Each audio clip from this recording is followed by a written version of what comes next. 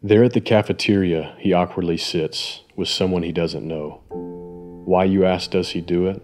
Because he has heeded the call to go. It was a year ago to this day that he first sensed a call. To students he would give his life away by returning to the campus for another fall. He loaded his car with his bags and books and moved to a college town blind. He leased a cheap apartment that was hurting on looks, but it was close to campus, so he didn't mind. No one could have prepared him for the challenges that awaited. Only God knew what was in store and all of the means of sanctification he had created. Each day begins by rising early in the morning to start his day and meet with his Lord, careful to take warning from God's two-edged sword. He fights to quiet and still his heart in solemn and pleading prayer, desperately in search for a place to start, to find motivation to rise from his chair. Each day seems to be set on repeat, and there's constant need to swallow pride. It's still hard to shove desires for comfort to the back seat and allow God's glory to preside. He finally arrives to campus and he parks in a secret spot. It took him weeks to find this crevice, so with a ticket he would not be fraught. He marches over to the food court while saying one last silent prayer. A smile he consciously decides to sport, knowing that with Christ he is a co-heir. He begrudgingly pulls out his wallet to spend another $8 on an unhealthy meal, but maybe the Lord would raise up a friend, someone that might listen to his gospel appeal. The napkin tears while the bridge is drawn and Romans 6:23 is explained. Will this student catch on? Or will he walk away? That describes just the start of his schedule. From there, a day of unknown ensues. He labors hard and doesn't settle for anything less than sharing the good news. Rejection, apathy, and occasionally curiosity is what he faces throughout the day. He is dependent on God's generosity if meaningful relationships are to come his way.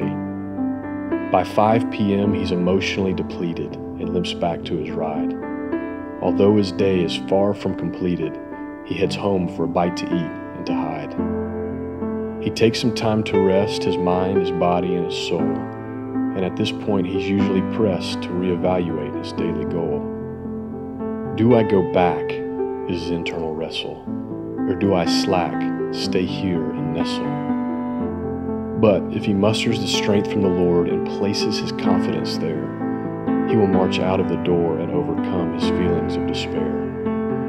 If he stays, nothing is guaranteed to take place, and his chances to be used are zero. But if he returns to share God's matchless grace, maybe, just maybe, Jesus will become someone else's hero. So in faith, he laces back up his shoes, grabs his coat, and throws on his hat. He figures, I guess I have nothing to lose, so I might as well step back up to the mat.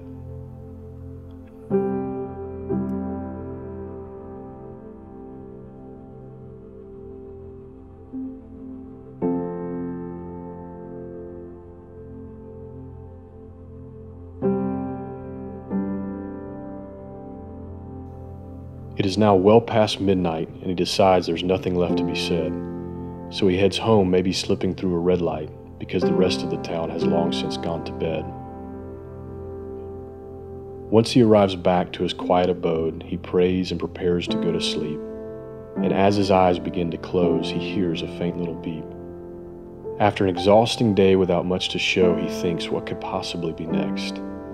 But his phone is aglow. It looks like he has just received a text. Tonight I trusted in Jesus, the text states, from the student he had met at lunch. I thought you would like to know. Sorry it's late. I just wanted to thank you very much.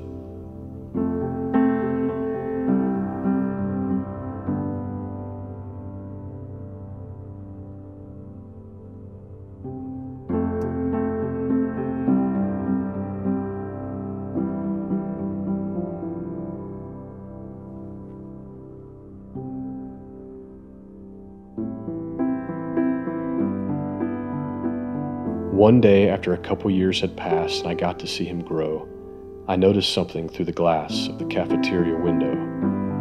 There he was sitting with one of his friends, his pen tightly gripped. I could tell he was nervous and at his wits' end, but I also knew he was equipped.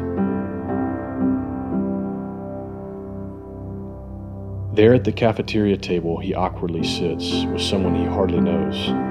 Why, you ask, does he do it? Because he has heeded the call to go.